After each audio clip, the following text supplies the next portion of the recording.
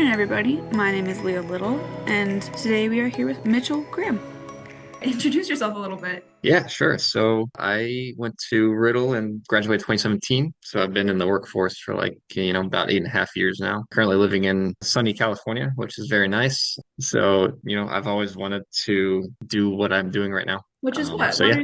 What are you working on right now? Yeah, so right now I'm working for Lockheed Martin Aeronautics. I'm in specifically aircraft design. And so that's kind of my specialty with UAVs ranging in sizes 20, 30 pounds up to hundreds or thousands of pounds. So, but mostly unmanned systems. That's cool. Is that what you imagined you would be doing when you went to Embry? I didn't really have a particular end goal when I went to Riddle. I just knew I wanted to design aircraft. I just didn't know exactly what. But yeah, unmanned is seemingly the wave of the future. So it's pretty cool to be involved in that. That is awesome. Were you in AE then? Yeah, I was in AE and I went to the Prescott campus. Cool. I had a great college experience at Prescott. Met a lot of lifelong friends, and I was involved in a lot of extracurricular stuff. Actually, one of my best friends is going to visit me in a couple weeks here in California, so got to show him around. But yeah, I still keep in contact with all my friends. So That's awesome. You said that you worked at Lockheed. What is your favorite part of that? I think execution and the problem solving of being given a new design problem by the customer and really feeling like I'm able to make an impact and make a difference. And some of these problems you've never seen even working after 8 years. Some of the design challenges are brand new. And it's just very enjoyable to me to work through the problems and find solutions. I really like doing rapid design and test cycles. It's kind of my little niche in the company here with drones. Yeah, That's it's just a blast. That is really cool. So, since you work for Lockheed, you probably can't tell us very specifically what projects you're working on, but is there anything that you've done maybe in the past that's like your favorite project, like a specific challenge that you overcame? Oh, yeah, good question. I think Speed Racer. So that is a publicly acknowledged program that Lockheed is working on. So something related to that, I think, was my biggest challenge so far. But I mean, what I've done in the past year and a half or 2 years with even smaller tactical vehicles has probably been the most fun because of how quickly the design tests fly cycles are. So it's That really, makes sense. it's really fun to see what you work on come alive. I believe it. That is one of the best parts of engineering is that you can see the thing that you built and it comes alive and it does what it's supposed to do. And you're like, yes, I did You're it. like, yes, I know what I'm talking about somewhat. So, how much do you write during your average workday? A decent amount, actually. Specifically for my job, communication is very important because, you can have the best design in the world, and if you can't communicate it to your teammates, to your stakeholders, to your customers, then it's like you have nothing. And so lots of documentation, like PowerPoints and technical data, but also emails and test reports and that kind of thing. So I would say a lot, pretty technical, but also some customer facing. Is it usually like a technical report paper or is it like a presentation? Probably a good combination of both, actually. And in my specific job, I do more on the presentation side, more design reports and design review type things. But I've also done a significant amount of statement of work writing and test report writing and procedural stuff. So yeah, a little bit of both. That's cool. How similar was the writing styles that you use in the workplace to Embry-Riddle? There were two, right? There was like technical report writing one and then advanced report writing or something like that Mhm. for senior design. I think they worked. I mean, they were pretty informative and they did shape what became my writing style, I guess. They're really good. They were very similar. They taught the correct format of stuff and kind of what's expected at the professional level. So I haven't really changed my writing style much since taking the class. That makes sense. I enjoyed them. I think in my version of the class, I think we wrote, I think it was like 5 essays for the semester, and that was the class. So, Nice.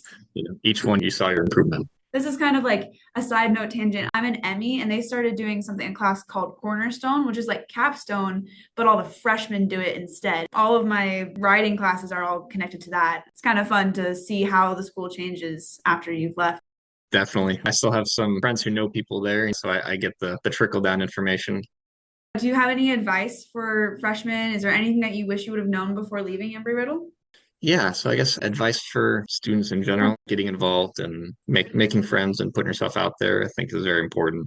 I kind of did that without even focusing on it, just because I had some buddies who were very social, and so I naturally got dragged along. And I've made a lot of good friends just doing that. And I would say, yeah, just put yourself out there and make friends because that group of friends becomes your support group and potentially a senior design team and the people who you keep contact with after school. So that's one big one, I think. And extracurriculars, I think, are huge, especially obviously in the areas that you're interested in, because there's nothing like actually doing it for real that will convince you one way or the other if you want to do that for 40 years of your life. True. Obviously, you can change later, but I think it's really valuable to get hands-on experience.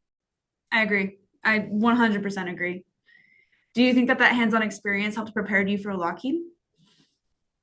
Yeah, especially in the position that I'm in now. So I did AIAA design build fly my freshman and sophomore year.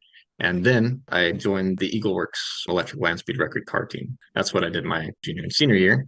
I would have done design build fly, but it was too much. By the time you get to the gauntlet, there's way too much to do.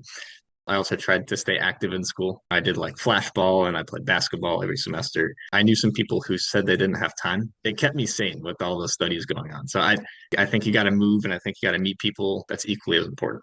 It's interesting how you point out adding a little bit of physical activity because it's a good way to like kind of de-stress and just like mentally reset as well, I've found.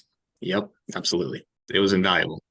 It's a good piece of advice. Is there any stories you'd like to share? Oh yeah, I do have a story. I think it was my freshman year as well. I was living in Hall 5, I think, right by the dining hall, which was super Mhm. nice because I ate all the time.